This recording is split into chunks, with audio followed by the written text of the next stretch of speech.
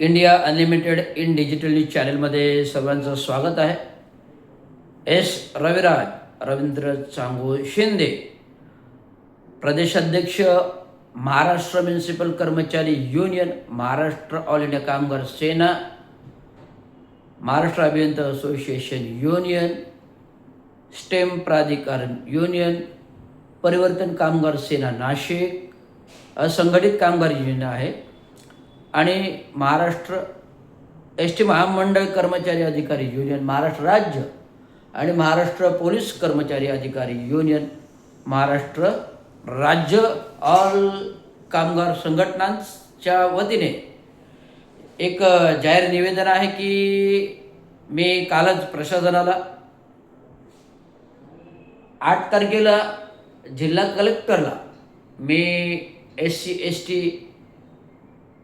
पदोन्नती जी गेली 2017 पासून थांबवण्यात आली होती, न्यायालयाने आदेश देऊनसुद्धा त्याची अंमलबजावणी केली जात नाही. म्हणून 8 तारखेला मी अर्धनग्न आंदोलनाचा इशारा कलेक्टरला दिल्यानुसार मी आंदोलन करण्यासाठी गेलो. पण आंदोलनपूर्व जिल्हा कलेक्टरने तात्काळ मीटिंग लावून सकारात्मक धोरण दाखवून जिल्हा कलेक्टरने तात्काळ पत्र शासनाला पाठवलं की लवकरात लवकर जसं मराठ्यांचं आरक्षणबाबत GR दिला, SC/ST OBC बाबत सुद्धा सकारात्मक दृष्टिकोन ठेवून जे काय 4 तारखेला त्यांचं आंदोलन चालू झाले होते त्या अनुषंगाने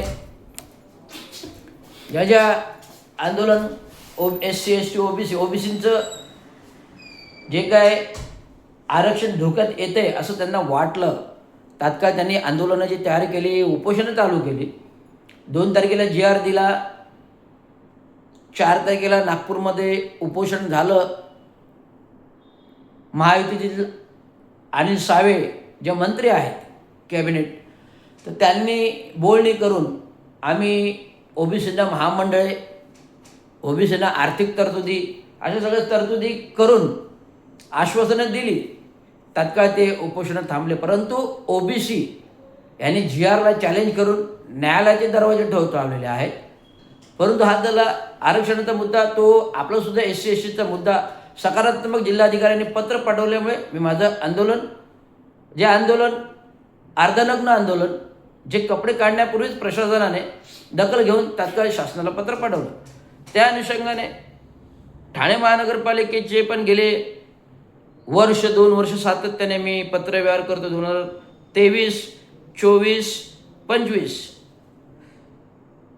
सातत्याने पत्रव्यवहार करतोय की 15-20 मागण्या आहेत प्रशासनाच्या महानगरपालिकेकडे. जे नियमबाह्य प्रभारी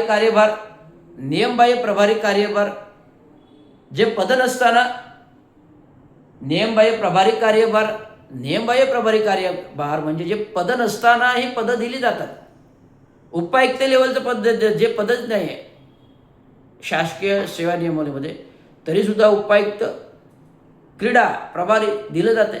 त्याच्यानंतर एवढंच नाही तर त्यांना शासनाकडून दुसरेही आदेश येतं की SRA कक्ष प्रमुख, काय संबंध तांत्रिक बाबीचा काही मुद्दा येत नाही, शैक्षणिक पात्रता तांत्रिक नाही, क्लरिकल पार्ट जास्तीत जास्त उपखाते प्रमुखचं पद मिळू शकतं. अशी व्यक्ती उपायुक्त क्रीडा आणि SRA अशा प्रकारे नियमबाह्य पद्धतीने चाललेला आहे कारभार. अशा प्रकारे विविध कर्मचाऱ्यांच्या 7व्या वेतनाच्या गेले वर्षभरात 2021मध्ये देणार होतं. 5 वर्ष झाले, 4 हप्ते, तर 2 हप्ते कसे बसे दिलेत. आता 3ऱ्या हप्त्यासाठी रडगाडणे चालू आहेत. आंदोलनाचे इशारे दिले 15 ऑगस्टला 2024ला आणि 26 जानेवारी प्रजासत्ताक दिनी उपोषणाचा इशारा दिला. पण सरशेवटी मला मार्चमध्ये संपाचा इशारा द्यावा लागला. मार्चमध्ये आत्मधनाचा इशारा द्यावा लागला. नॉट ए संप, आत्मधनाचा इशारा द्यावा लागला. आत्मधनाचा इशारावर प्रशासनाने जागे झाले आणि पाडवापूर्व 2रा हप्ता कसा बिसा प्रशासनाने दिला. त्यात ते 2रा हप्ता मलाही मिळाला. जे काही थकीत होतं त्या 2ऱ्या हप्त्यापैकी ते मिळाले मला. परंतु आता राहिला अजून 3 हप्ते, 5 हप्त्यापैकी 2 हप्ते दिले गेले, 3 हप्ते राहिलेत. पहिल्या दुसऱ्या हप्त्यामध्ये काही नाही मिळाले नाहीत, नाही मिळाले त्यांना देण्यात गेलं. 2016 नंतर त्या कर्मचाऱ्यांना आता तिसऱ्या याच्यामध्ये बसवलं. आता राहिलेत 5 हप्त्यापैकी 3 हप्ते राहिलेत. त्याच्या तिसऱ्या हप्त्याचं देण्याबाबत कोविड कालावधीपासून ठेकेदारांना वेतन दिलेले गेले नाही, ठेकेदारांना बिलं दिली गेली नाही. जर कर्मचाऱ्यांचे 7वे वेतन द्यायला पैसे नाही आहेत, ठेकेदारांचे कोविडपासून ते द्यायला देयक नाही आहेत, तर महानगरपालिका कुठल्या जीवावर चालवताय तुम्ही? हा मुद्दा उत्पत्ती होतो. मी मार्चमध्ये प्रशासनातील उपायुक्त मुख्यालयाने टाळा आणि चेन दाखवलं होतं. जर प्रशासनाकडे पैसे नाही आहेत तर तात्काळ कार्यालय बंद करा आणि प्रशासनाला घरी पाठवा. ऑनलाईन वर्क फ्रॉम होम चालू करा. वर्क फ्रॉम होमनुसार जे काही वेतन पद्धती लागू असेल ते वेतन द्या. बाकीच्या गोष्टी बंद करा. जर प्रशासनाकडे पैसेच नाही आहेत, वारंवार सांगतं पैसेच नाही आहेत, जर वारंवार सांगतं पैसेच नाही आहेत तर कार्यालय कशाला चालवायची? कामगार, सफाई कामगार आहे, चतुर्थ श्रेणी कर्मचारी वर्ग आहे, 3ऱ्या कॅटेगरीचा कर्मचारी आहे, क्लरिकल वर्ग आहे, सेकंड वर्ग आहे, क्लास 1चे अधिकारी कर्मचारी वर्ग आहे.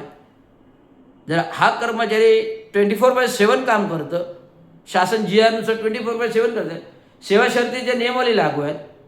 आत्ता आपल्याकडे शासन नियमावली लागू आहे. महानगरपालिका नियमावली बंद झाली, महाराष्ट्र शासन नियमावली लागू आहे आणि महाराष्ट्र शासन नियमावलीनुसार सरासर महानगरपालिका उल्लंघन करतं आणि नियमबाह्य चार्जेस देतं. कॉन्ट्रॅक्ट बेसिसवर ठेकेदारांना यावर अन्याय केला जातो, त्यांना ठेकेदार लोक काढतात. पण जो आरोग्य खात्याकडे हा भार आहे त्याचं नियंत्रण ठेकेदारीवर नाही आहे. त्यामुळे कॉन्ट्रॅक्टवर काम करणाऱ्या कामगारांवर अन्याय केला जातो. त्यांचं वेतन 28,000 आहे कमाल आणि किमान. कमाल वेतन 28,000 आहे, किमान वेतन 18,000 आहे, कमाल वेतन 28,000 आहे, कमाल वेतन 18,000 आहे.